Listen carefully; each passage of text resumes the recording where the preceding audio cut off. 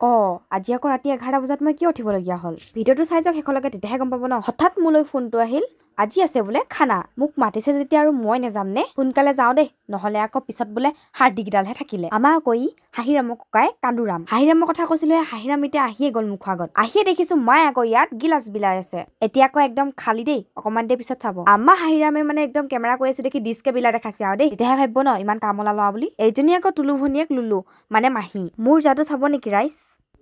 এনেকুৱা যাদু কৰিব পাৰিব নেকি আপোনালোকে এতিয়া আকৌ সকলোৱে খোৱাতহে লাগিছে মই বোলো অকমান ভিডিঅ'কে কৰিলো মাংস নোখোৱাকৈ ভিডিঅ' কৰিছো কিমান কষ্ট কৰিছো বাপেকে ন কি চাই আছা